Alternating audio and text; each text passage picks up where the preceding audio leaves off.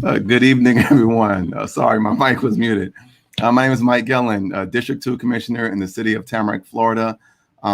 Welcome to a Conversation with the Commissioner, where each month we try to bring to you issues or discussions that relate to items that impact you.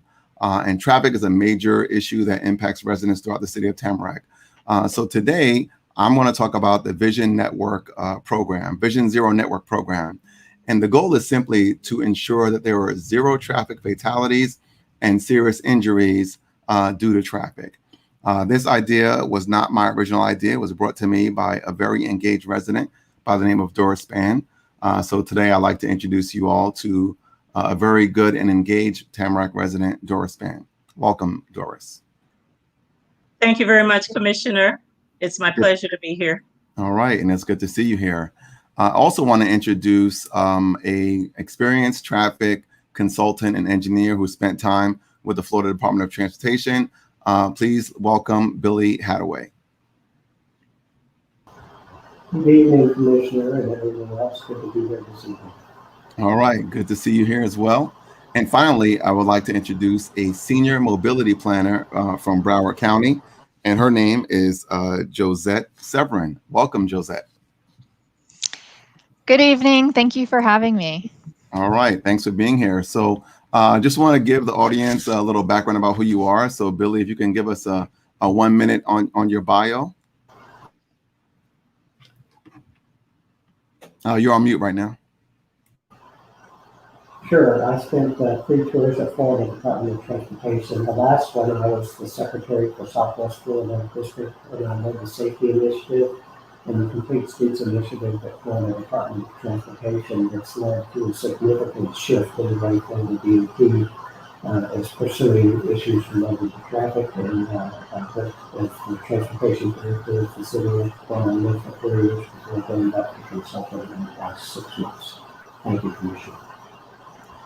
All right. Thank you so much. And Josette, tell us what AICP means and also your background. All right. So an AICP is an American Institute of Certified Planners. It's a certification for professional planners. Okay. A little bit about me. So I'm currently at Broward County as a senior mobility planner for the Mobility Advancement Program, which is the Transportation Surtax program. But previously, I was at the City of Fort Lauderdale as their Vision Zero coordinator. And I was lucky enough to be the first Vision Zero coordinator brought on in the entire southeastern United States. And at that time, City of Fort Lauderdale was a Vision Zero focused city. So I had the pleasure of working with the Vision Zero network and some of the other early adopters of Vision Zero. And it provided for a lot of learning experiences, learning a little bit about what Vision Zero is, and we all worked together towards further developing what the United States' Vision Zero really looks like. So that was a great opportunity. Previous to that, I've worked in several other positions, but I'd like to make mention that one of my first positions was really in research, and that component really looked at nutrition and physical activity. And this is really what brought me to planning, was that use the urban fabric of a city, and you have the ability to influence people's health and their physical activity, their accessibility to destinations. And that's kind of where Vision Zero has segued for me, is really getting people safely to the destinations that not only that they need to get to, but that they want to get to spend time with friends and family, but also to have, a high quality of life and really enjoy the opportunities that they have in front of them. Okay, great points. I'm going to follow up on some of that when we come back. But for now, let's introduce or allow Doris to introduce yourself and really talk about why traffic safety is so passionate to you, how you found out about Vision Zero, and what it means to you. Doris? Thank you very much. Well, I'm here. I am the founder of Don't Forget Willie Foundation, which is a pedestrian safety organization. And it's in honor of my husband, who was killed in a roadway crash, trying to cross Commercial Boulevard, which is one of the deadliest roads in Broward County. 70-year-old Army veteran, somewhat mobility impaired, and African American. So I learned over the course of the years and in my exposure to Vision Zero, Safe Street Summit, that he is a statistic as far as planning and roadways are concerned, more likely to be killed in a roadway crash because of being a senior, because of being mobility impaired and African American, working class. So the foundation really honors him, giving exposure to Vision Zero, what it is all about, and just trying to make roadways safer for not just motorists, but also for pedestrians. And if I may, I just read a very interesting article about in the early 20th century, the roadways were shared more comfortably between motorists and pedestrians sort of ruled, and people looked out for them more. And there was a shift in the early 20th century to pretty much, you could almost say, shame folks who are going by foot and who may come into an encounter with cars. So we want to, and I see Vision Zero as a way to shift that paradigm to be friendlier to folks who are on foot, because we all are at some point. That's a great point. And Doris, thank you for, keeping the passion about your husband alive through the foundation, for staying engaged, and for bringing the idea of Vision Zero to the City of Tamarac, which, as you know, I introduced to the commission and it passed unanimously. So I'm glad to have Josette and Billy here, and for you to be here as well. You talked about Commercial Boulevard being one of the highest fatalities here in Broward County. But just so we can educate the audience on what Vision Zero is, I'm going to ask Josette to share her presentation, and then we can get into the questions afterwards, because I know you have some, I have some, and we may have some audience members that have some. Great. Well, good evening, everyone. I'm Josette Severin, formerly the Vision Zero coordinator for the City of Fort Lauderdale, and I'm here to talk to you a little bit more about Vision Zero. So Vision Zero is a global movement that started in Sweden, and it was first adopted in 2 American cities in 2015. So New York City was the first city to adopt Vision Zero, followed by San Francisco. And Vision Zero is much larger than just a safety goal to eliminate all deadly and serious injury traffic crashes.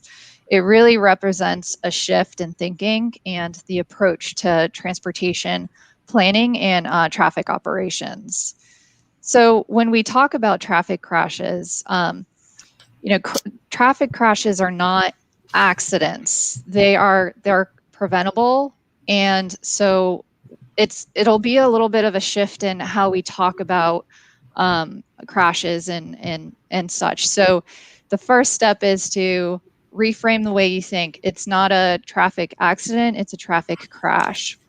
So crashes are preventable, and accidents assert that there's no ability to do any prevention measures. So the approach really integrates the human failings into the approach of traffic engineering. So what this means is when you design a roadway, you are doing more than just moving cars. You're looking at all the design components, and in that, you want to be able to make sure that you are accounting for mistakes that can be made while driving. And the goal of those mistakes is that those mistakes are not deadly. So that's what we mean by integrate human failing and approach, because we're not always going to be in a perfect condition where we can always know exactly what human behavior is going to be. And so the next one is prevent fatal and severe crashes. So the idea is that we are going to prevent the most serious of crashes. And in doing so, we will be able to have an integrated approach and a more holistic safe system approach to transportation. And then finally, saving lives is not expensive. When you look at the whole grand scheme of things, saving lives is not expensive.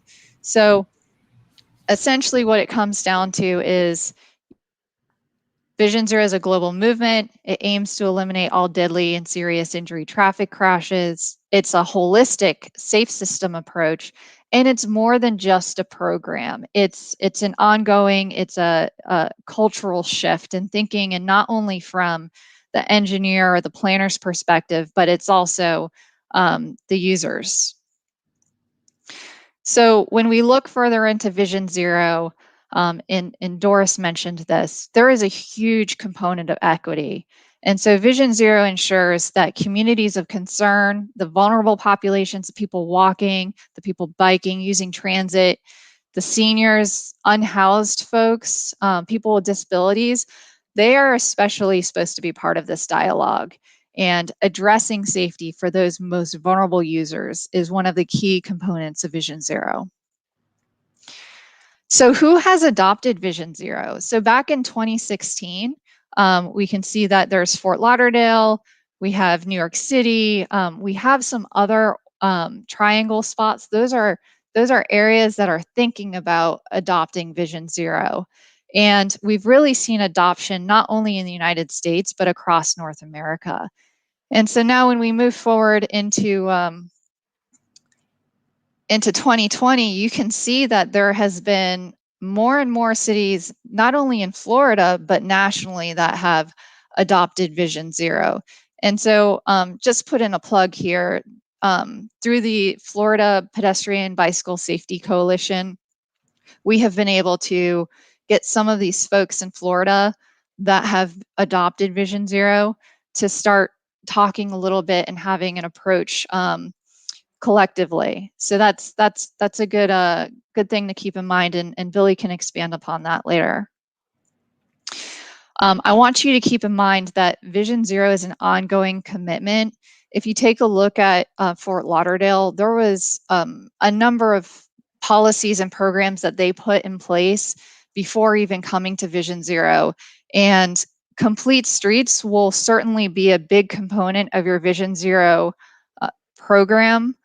And so there's a lot of key steps that you will need to take to have a successful Vision Zero program. And this timeline will continue on. So some of the key components for a successful program is having strong leadership and commitment. So this is a public, high-level, ongoing commitment that has authentic engagement, strategic engagement, and really ensures the project delivery. So what this means is, some of the strategies you might employ would be like develop a task force. What does engagement look like within that task force? Who should be involved? What do you need to be successful? What might be limitations that you might face? You need to set priorities and consider funding and budget needs. And so for an example that City of Fort Lauderdale had, they had a Vision Zero workshop that was on May 19th, 2016, and they had a multidisciplinary group come in, and they developed several of these images that you see in front of you. But this is just one example. And what you see is, zero fatalities is the goal. These are not crashes, or these are crashes, not accidents. Different strategies, 5 E's, evaluation, enforcement. These are different things that they found to be important to their own Vision Zero program. And you'll likely go through that same process as well. Another key component is the safe system approach. And what that means is there are different strategies: safe speeds, safe roadways, safe roadway users, and safe vehicles. And I'll go through each of these.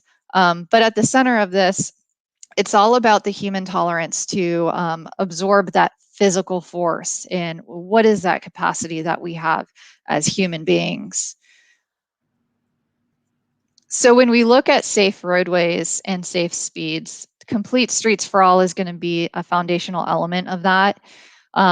So complete streets for all is not just about putting any bike facility any sidewalk or any crosswalk on the roadway system. It's about putting the most appropriate treatment, a safe design, and it has to be perceived as safe and evaluated as safe. And people need to feel comfortable regardless of their age, ability, or skill set.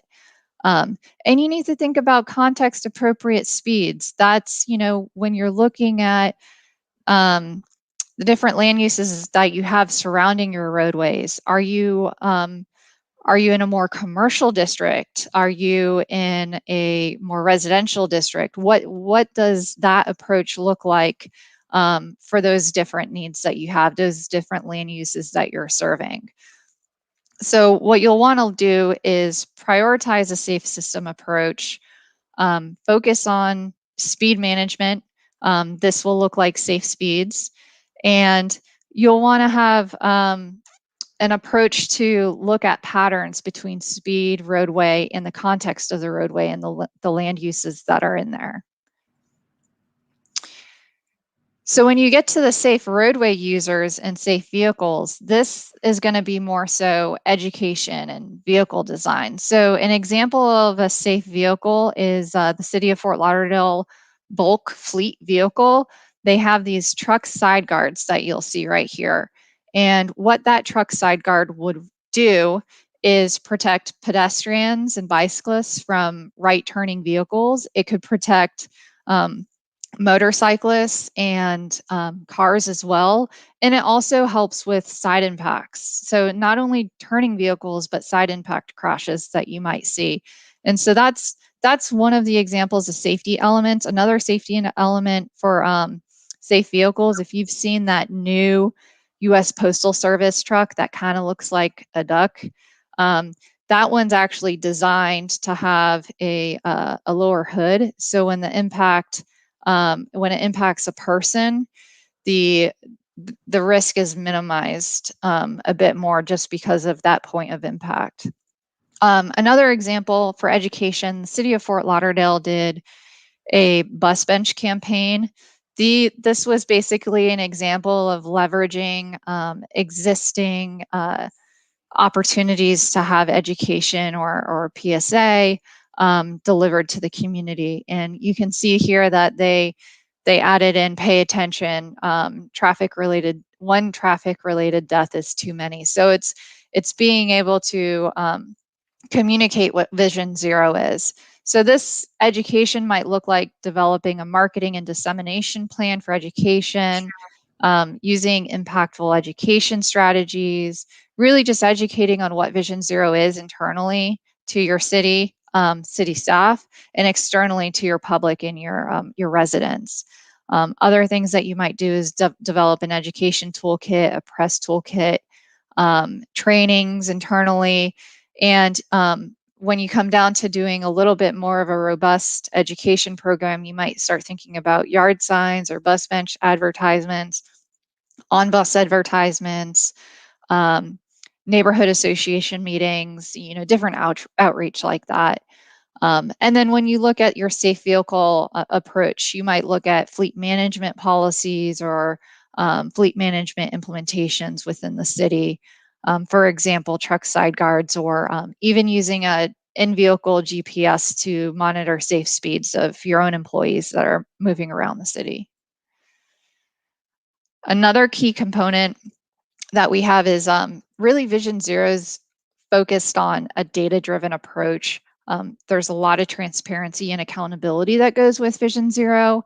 So some of this might look like equity-focused analysis programs, proactive system planning, responsive hotspot planning, and really just doing a comprehensive evaluation and making adjustments where you need to. So with this, I should say, data should not solely come from crash data. There's a lot of crashes that happen that are not reported. And crash data doesn't tell the whole story always. So supplementing data with demographic data, community outreach, that's going to give you a better picture of where some of your issues are and areas of improvement that you'll have. But in general, what you want to do is develop your high injury network. And Billy will go into some examples in the Orlando communities. So when you're doing a data-driven approach, you might ask, where are the crash hotspots? What are the contributing factors? Are areas lacking safe pedestrian, bicycle, and transit infrastructure? Or are there certain demographics disproportionately burdened? And then when you get into transparency, really holding an ongoing dialogue about Vision Zero with residents, maintaining a website and communicate your successes will be really big. And a component of that will be developing an action plan and reporting out on what you've been able to accomplish with that action plan. And finally, accountability. Who's responsible for what? Which agency partners are contributing to which strategies for successes? And really being transparent with what that accountability is. So you'll have a lot of partners that you work with, and that's inevitable. You'll have to work with FDOT, you'll have to work with the county, and collectively, the approach to Vision Zero will have to be collaborative. And you'll want to meet routinely with your Vision Zero task force to solicit input, review data, and provide ongoing feedback on progress and challenges. And that Vision Zero task force could be folks from FDOT as part of it, from the county, from your neighboring cities, but it also could be your local hospitals, your advocacy groups, and you can develop that as you go. It should be developed in accordance with the needs of your community specifically. So now that I've given you a little bit of a background on Vision Zero, now you'll hear from Billy Hadaway and about Vision Zero at the City of Orlando. Thank you, Josette. Prior to my move to the City of Orlando, the Secretary of DOT had asked me to come back and lead not just the district but a statewide safety initiative as a result of the Dangerous by Design report in 2011. And both Josette and I are involved in the Vision Zero emphasis area that's part of DOT's safety initiative. But as you mentioned earlier, complete streets is an important element to this. And so after we had gotten the safety initiative launched, I went to the Secretary and said, we can't keep designing our streets the way we've been designing them for the last 50 years and expect different results. So we implemented a complete streets policy. And just to give you a brief example, our minimum design speed was 45 miles an hour. Well, when a pedestrian gets hit at that speed, they have a 90% chance of being killed.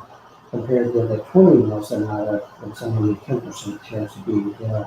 And even at 30, which is the speed in most residential neighborhoods, the fatality rate goes to 50%. So complete streets, as you mentioned, is an important element of this. And I lived in the City of Orlando at the time. I had the opportunity to become a transportation director with the city. And after I'd been there about a year, I realized that we had a lot of legitimate safety problems, but most of the concerns about safety were coming from neighborhoods where there was a lot of money, and very few concerns were coming from the communities of concern. And so I was attracted to the Vision Zero network because of their focus on equity.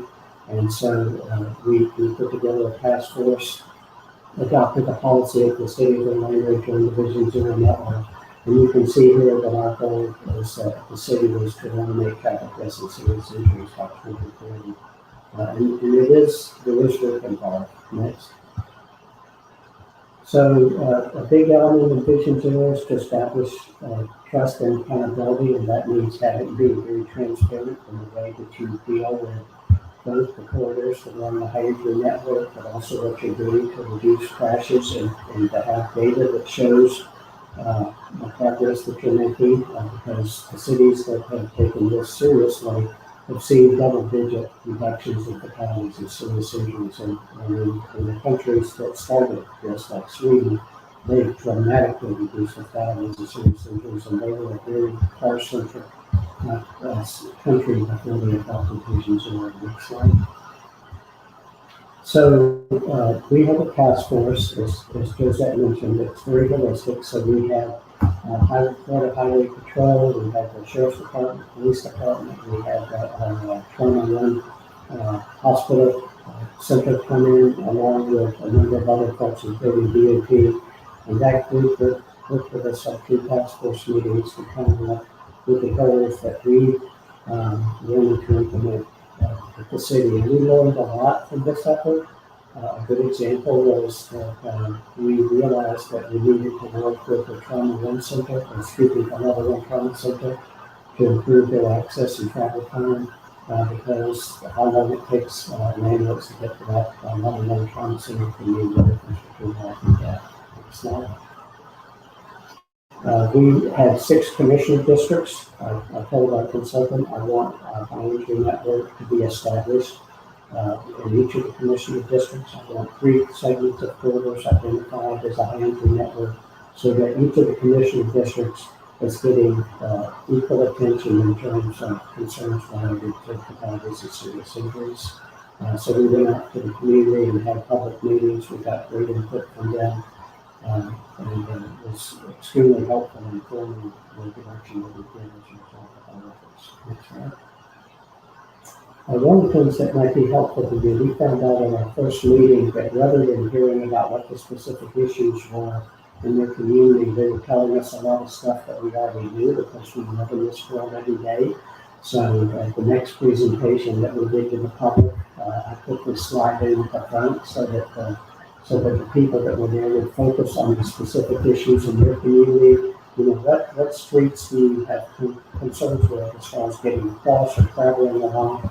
Don't tell us about the things that we already know in terms of that pedestrians don't use crosswalks or bicyclists that they go on. Those things don't help us to deal with the specific issues in the community. And that really made a huge difference in the input that we got. Next slide. You can see here that based on the crashes that we have, what percentage of those ended up in injuries. And of course, with automobiles, we have a lot of protection. We have seat belts and airbags and all kinds of other things that protect us. We have bodies that collapse to absorb more of the energy. Pedestrians and bicyclists and motorcyclists don't have any of those benefits. And so you can see when you have a crash with a pedestrian, that the chances for injury are much higher than you. So, when we looked at our city, this was just for a 3-year time frame. We had 66 fatalities and 2,700 fatal and serious injury crashes, and you can't look at that data because they kind of overlap. So I just put this in here for everyone. So used to see what each commissioner district's crash rates and pedestrians and bicycle crashes for each of those districts, and we found our high entry network establishment. Next slide. And I think it's important to understand how difficult a person's life can be if they experience a serious injury. This is the Federal Highways definition of serious injury. So if you have 2,700 or 2,600 people with serious injuries, these are folks that have typically experienced lifelong impacts to their quality of life. And so it's equally as important as the fatalities. Next slide. So when we looked at our 6 commissioner districts, and this is just a couple, you can see in District 1, which is we have 3 segments, fairly short segments of roadways, and those 3 segments of roadways account for 47% of the fatalities and serious injuries in their district. And then into the next district, District 2, which had the worst case. Next slide. In District 2, 79% of the fatalities and serious injuries occur on the 3 short segments of roadway, 2 of them on the same roadway. So this is evidence that when you focus on your high injury network, you can see double-digit reductions in fatalities and serious injuries.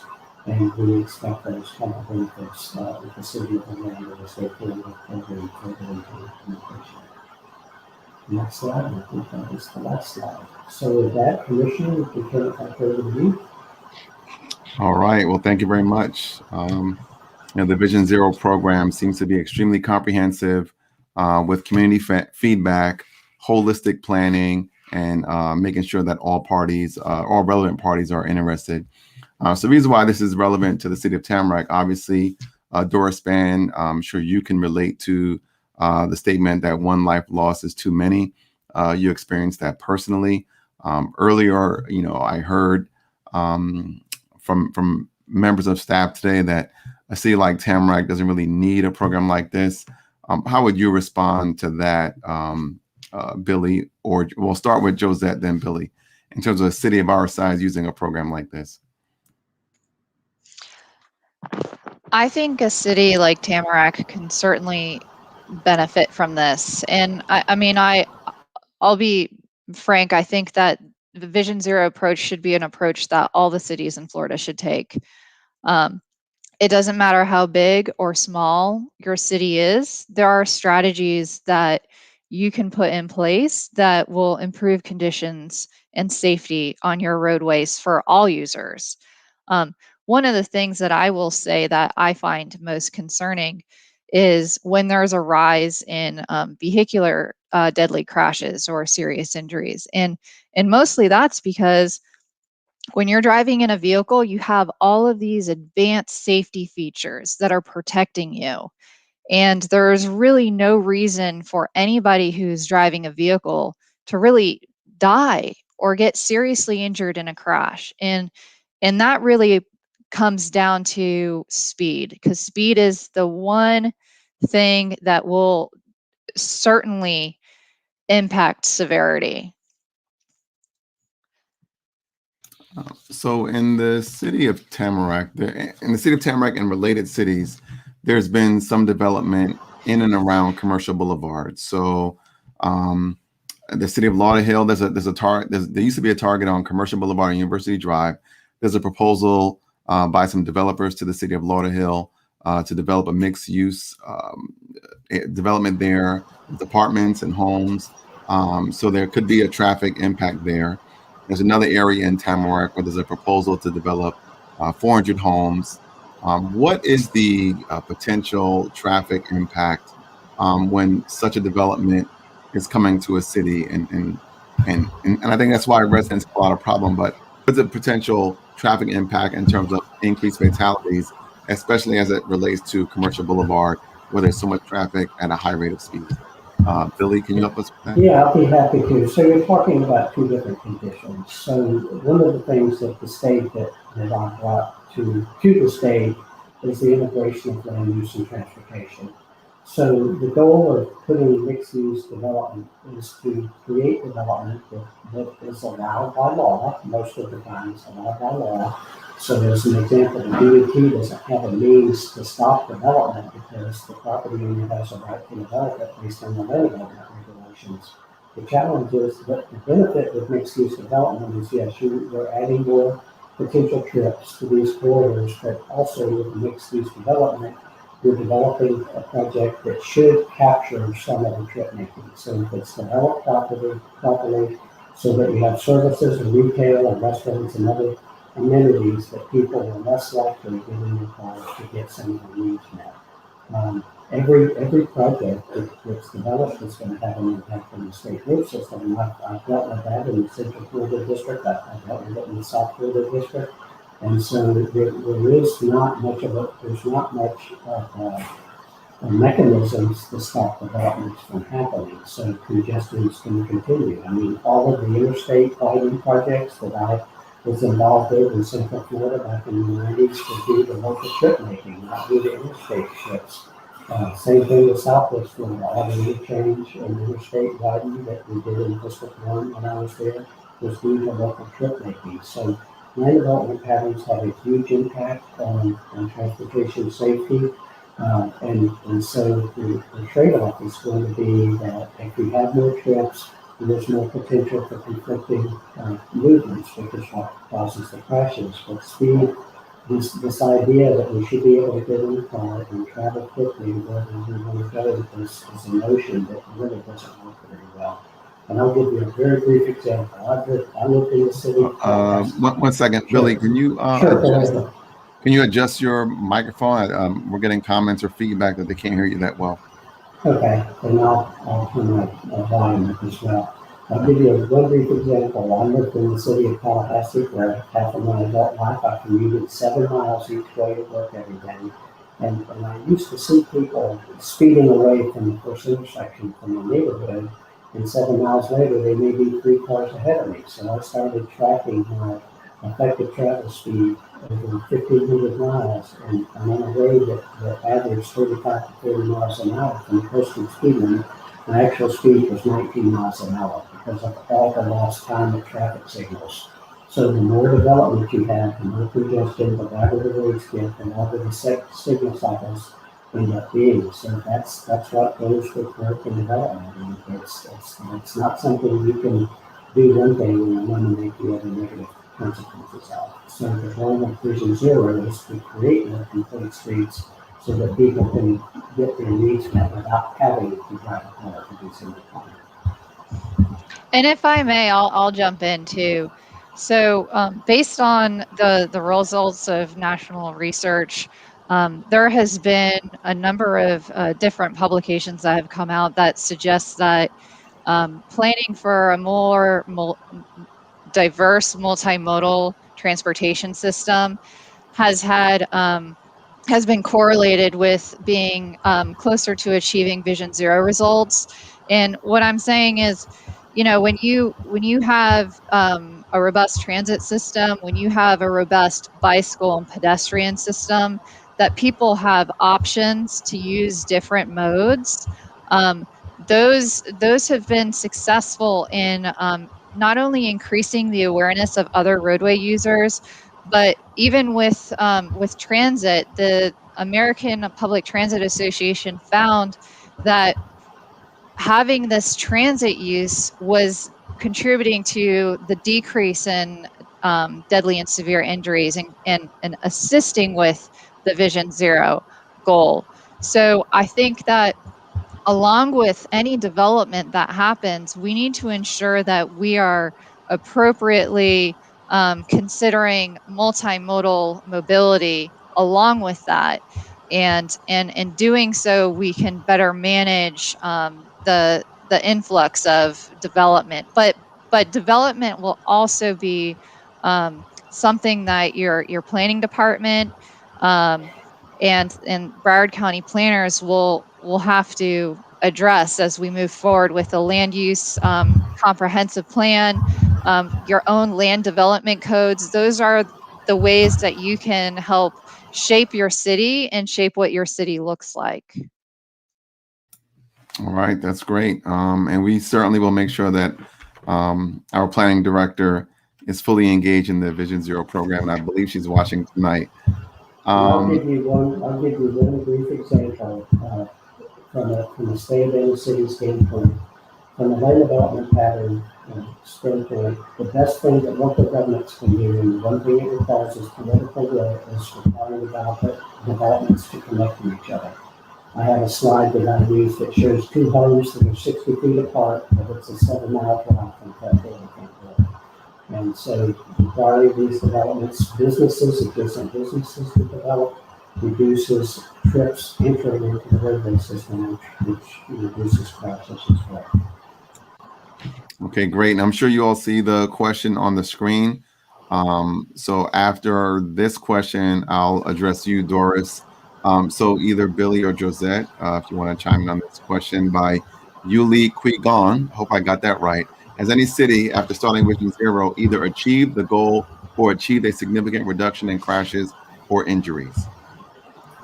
We work with a lot of Vision Zero cities out west, like San Francisco, and most of these cities that have stayed engaged, it's 20 and 30% reductions of fatalities and serious injuries. And Josette may remember some other examples. Yes, we've seen for the cities that were early adopters, they've seen significant gains in terms of reducing deadly and serious injury crashes. I will say though that this is not something that will happen overnight. It will take time, and generally, when you do a traffic crash analysis, you take 5 years of data, 3 to 5 years of data at minimum, because you really can't see the patterns until you start stacking the years on top of each other. So generally speaking, when you do an analysis for reduction, you'll take a 5-year average and then compare that to the year that you have just passed, just to measure where your progress is. But it is ongoing. It's not something that we would expect to happen immediately. While there's many cities that have goals, there was Sweden who started Vision Zero in the 90s. They started out with goals of 50% reductions, and I believe that they've achieved those, but it takes time. It's possible. It just takes time. Thanks, Josette. And now to you, Doris. You've heard that crashes are preventable, and that if we have systems in place, so depending on the design of some of these streets and traffic patterns and sidewalks, some of these things can be avoidable. Thinking back on the crash that resulted in your husband's death, how does that make you feel? And knowing that if things were structured differently, he may have had a chance to survive. And Josette, afterwards, can you talk about Vision Zero and its equity, focusing on people who are mobility challenged and the African American community and people of color? So Doris, unmute. Got it. Of course, I had a lot of feelings right after my husband was killed, because I was bombarded with news media and so forth and phone calls, and it's very hard to process your grief that way. And so then a couple of years later, because he was killed in 2014, when I simply said to myself, okay, my husband died, an Army veteran, crossing Commercial Boulevard, trying to get to the VA clinic so he could go and volunteer and help others. So the story doesn't stop there. One thing that jolted me was I read a sort of tribute that someone made, but it bothered me when it said a sad ending to the story and, dot, dot, dot. And I'm thinking, no, that's not the ending of the story. That's not the end of the narrative. And I think what we do often is accept the narratives that others write for us. We're sharing the roadways together. Yes, if certain things had been in place, perhaps my husband would still be alive. If there had been better lighting, if the bus stop had been better placed, if there had been a crosswalk that was put there for the benefit really of veterans who would be crossing to the VA clinic. So all of those ifs, but here we are today.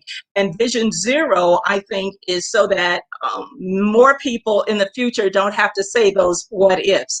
And the one thing that struck me as far as Vision Zero, and someone saying, well, do we need it in a community, or do we need it in this size or that size? All right, so what if we said Vision One, and your husband is that one, or your mother or your son is that one? So Vision Zero is the only way to go about it. And what we do in the foundation is pair even with youths to get them to make a commitment to pedestrian safety, to pair up with the mobility impaired senior and says, yes, I'll help you. And yes, I'll help get the word out. And if you can see, we have this 7-day companionship journal.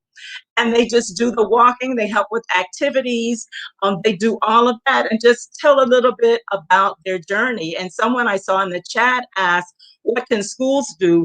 We would love for the schools to pick this up. We would love to pair with any organization that helps seniors and youth, so that we do help spread the Vision Zero is doable, it's real, and we need to all just get on board with it.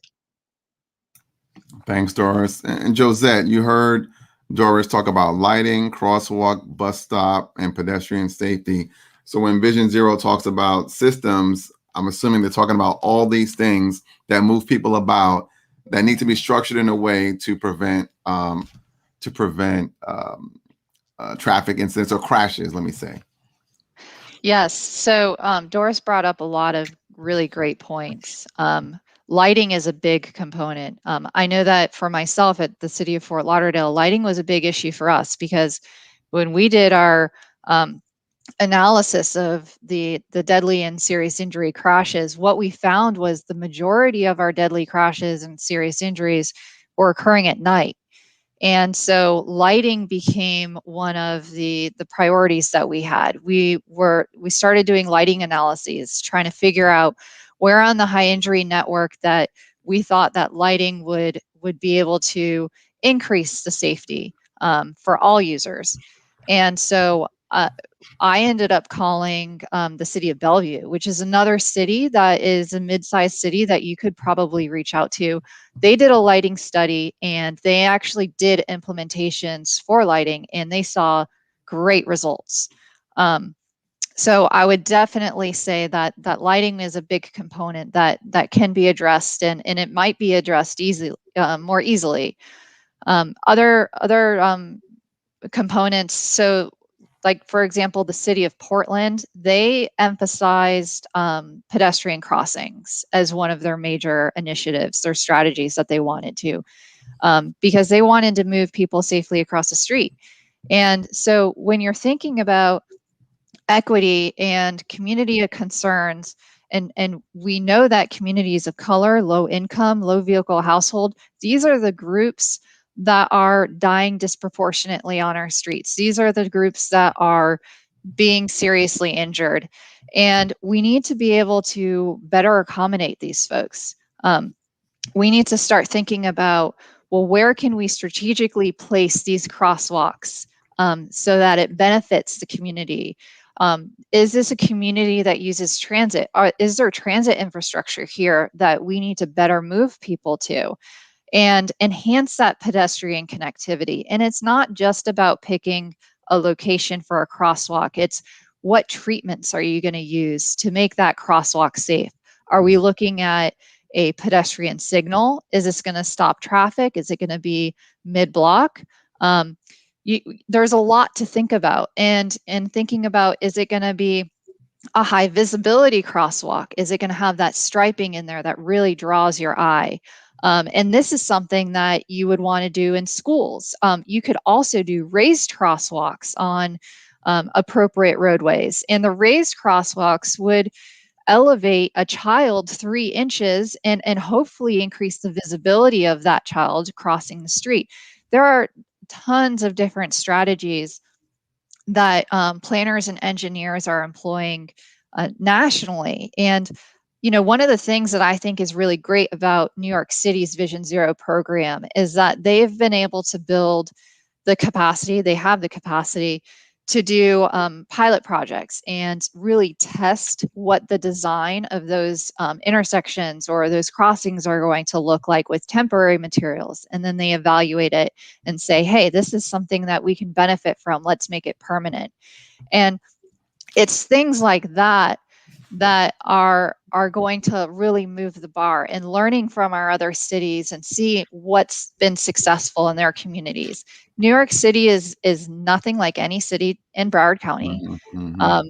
You know, we're not going to be New York City, but we can be like a Bellevue, or we can be like another city that is smaller in size, that is doing exceptionally great work.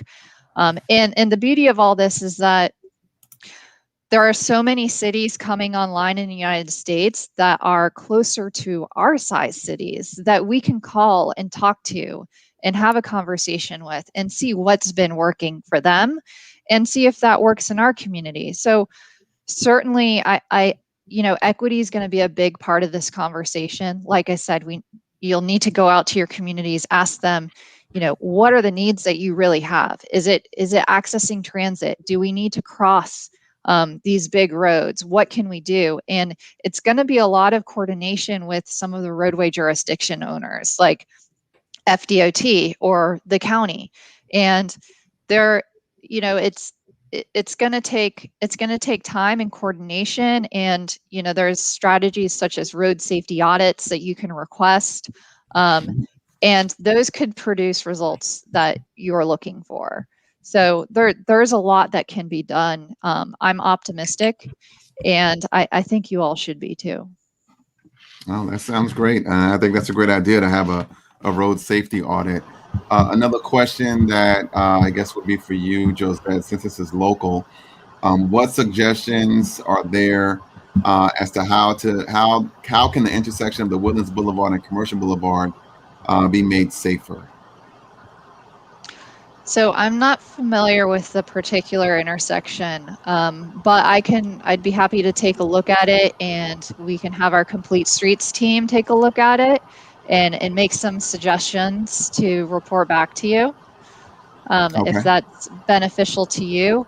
And just so that you know, Broward County has a Complete Streets team. It's multidisciplinary, and it's an internal group, and we meet quarterly to discuss different projects. And, you know, the Broward MPO has been a great partner to us. FDOT has been a great partner to us, and all the municipalities really, you know, coming in and doing a presentation and, you know, getting our feedback is something that is open to all municipalities, and it really enhances the process. So I would encourage you all, when you come to a project that you're doing, to, especially if it's on a county facility, to talk to the Complete Streets coordinator, and let's see what we can do with getting you a presentation in front of the Complete Streets team, and talk it out to see how we can work together. Okay. And just to follow up what Joe said, Secretary Tebow, who's been the secretary for 2 years, has made safety one of his vital few, which is three different areas of focus. And as a result, the DOT has really elevated their efforts to focus more on improving safety. So they're putting in place a speed management program. They're including more.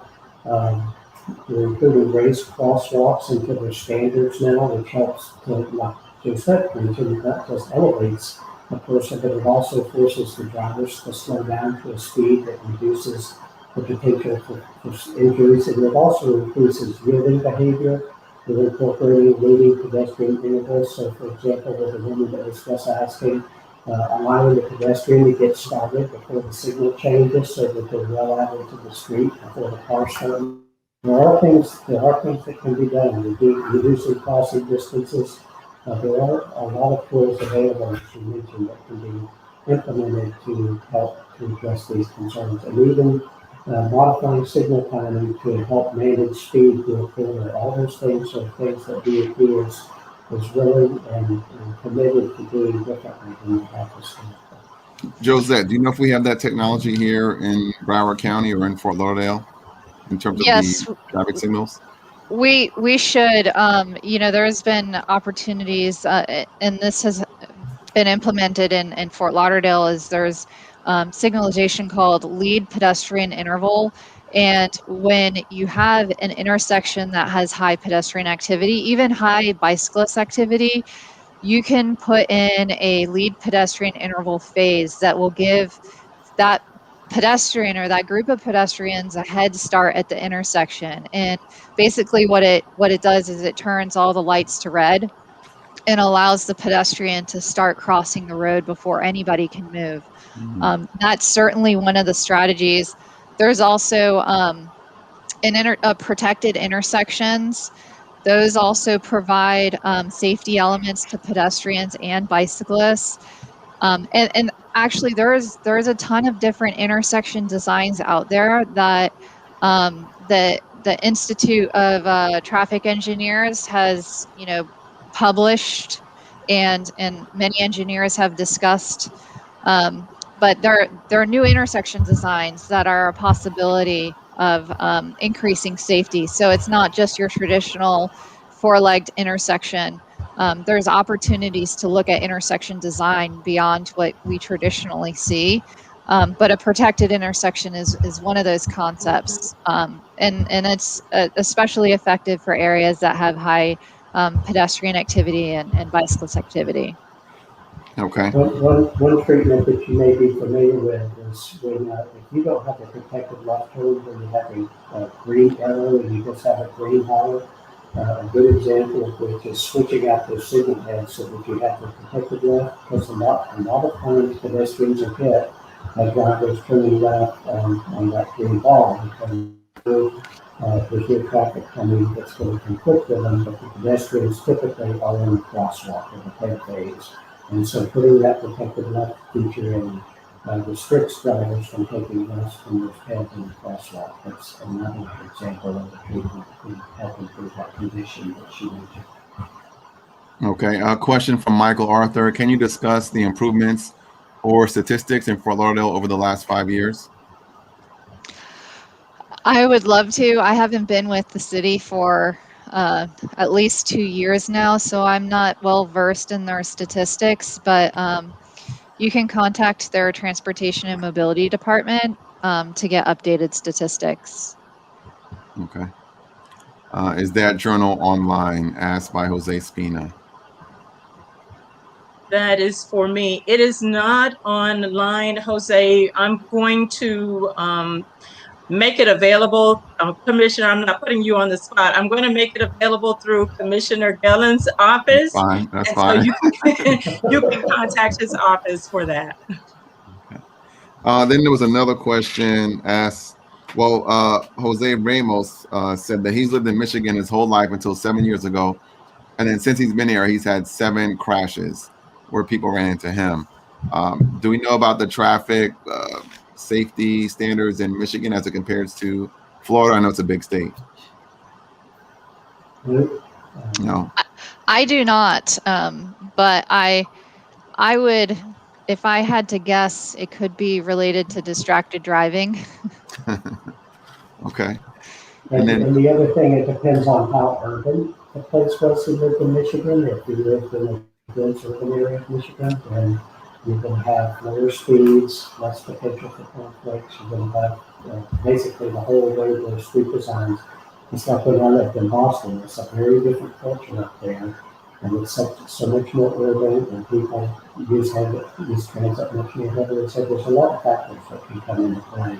And most of Florida grew up after World War II when sprawl was pervasive, and a lot of money was put into body rates and discontinuously. Those things are changing. Jose has a comment here that says we have to keep in mind if we increase homes, you might see an increase and not a decrease. And I guess he's referring to traffic crashes or fatalities. Are there any statistics that demonstrate that if you have 300 or 400 homes, that equals into an approximately X number of cars, which may lead to X number of traffic crashes? Well, you will what he's referring to as trip generation, but again, it depends on the land patterns. So I would say you can't tie that directly to crashes. If you develop a project like the Baldwin Park in Orlando, which has low speed streets, doesn't have any signals, that has a lot of connectivity, there's 32 connections to the adjacent street network. There's probably almost no crashes, and certainly no severe crashes in Baldwin Park. You compare that with comparable suburban sprawl development patterns that only have 1 or 2 entrances, then yes, you're going to have a different characteristics as a result. And you have higher speed roads. Okay.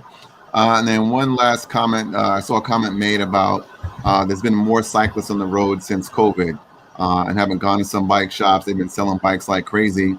And I've been on my bike myself, and I'm riding my bike on Pine Island Road, and then all of a sudden the bike lane is gone, and I'm like stuck in the middle of the street. Is there more coordination between the cities and the counties to make sure the bike lanes are connected? Yes, I would say statewide there is more of an emphasis on that. I think it varies across the state depending on how urban the built environment is. I can tell you in Central Florida and now in the Tampa area, there's a big focus on providing facilities that are off system, like side paths where you've got a wide sidewalk on the side of the road. In fact, we implemented a good bit of that at DAP before I left, so that now they realize that when you have 45 miles an hour and 60,000 cars a day, the bike lanes are not a good solution. You need to get people off the road on the side path. And to add to that, I actually am the project manager for the Broward County Greenways Mobility Master Plan, which will be advertised in the near future. So hopefully will have some greenways, which are shared use paths, or additional bicycle pedestrian facilities that will be planned for and hopefully programmed into the surtax later. So, with this said, I'm hoping that with the Greenways Master Plan, we can increase the integration to the bike lanes that are existing on the roadway networks, but also connect neighborhoods to the Greenway system. So you have a bicycle and pedestrian experience that's a low stress experience, and that hopefully can move you safely around Broward County and connect you to transit. So those are some of the goals of the master plan, and we look forward to being able to deliver that in the next year or so. All right, that sounds good. I want to thank everyone for their time. Josette, Billy, Doris. Doris, do you have any closing comments? Doris gets all the credit. So she gave us this idea. My legislative aide, Deidre Rogers, did the research. She also helped coordinate this meeting. So thank you, Deidre.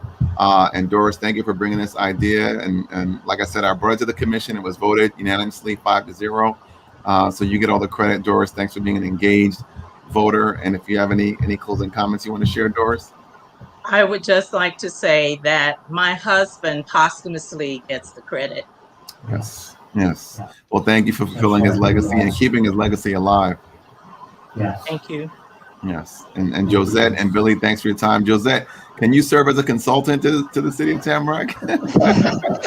Hey, Billy and I are happy to assist you in any way that we can. And we encourage you, if you have a staff member that wants to get more involved, to get in touch with us, and that person can be part of our Florida Bicycle Pedestrian Safety Coalition and really get involved and have a network of Vision Zero cities to discuss with. That sounds great. We have an update at our commission meeting tomorrow night. If you can't make it, I'll make sure I take a section of that clip and send it to you. And we'll definitely get our planning people involved with you, Josette, and Billy. And Doris will certainly keep you in the know. I'll get some journals to you tomorrow. Very good. Very good.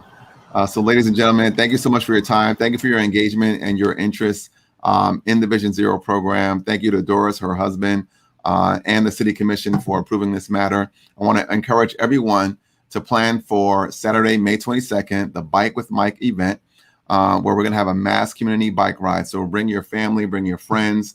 We're basically going to have a party on our pedals as we take a less than 5 mile bike ride throughout the streets of Tamarac, fully escorted by the Broward Sheriff's Office, and enjoy the city on our bikes, where we can safely distance, wear our masks, and have a good time. The event starts at 7 a.m. with a professional cyclist, Rasan Bahati. So there'll be a 60-mile bike ride throughout the city of Tamarac and surrounding cities. We'll also have a 35-mile bike ride for the amateurs and folks that don't want to travel too fast on their bikes, and then a mass community bike ride at about 11 o'clock a.m. That's when we want you to come in and register. And most importantly, with our partnership with the Broward Sheriff's Office, we're going to give away 50 bicycles and 50 helmets to deserving Tamarac students throughout the city. So you're going to see a lot more information about that in the next few weeks. And I look forward to seeing you there. Hope you enjoyed the show. If you had questions that were not answered, please send them to me, and I'll make sure they get answered by either Broward County staff, Billy, or our City of Tamarac staff. So thanks again for your time, and have a great evening.